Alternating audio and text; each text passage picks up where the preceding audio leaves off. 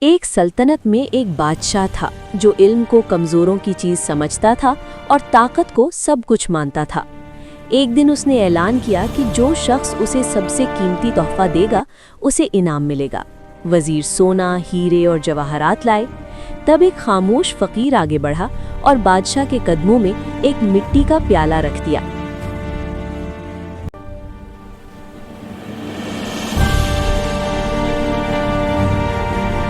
بادشاہ ہنسا اور بولا، یہ کیا مذاق ہے؟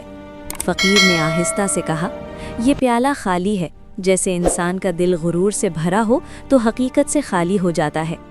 یہ بات بادشاہ کے دل میں اتر گئی۔ اس نے پہلی بار سوچا کہ دولت سب کچھ نہیں ہوتی۔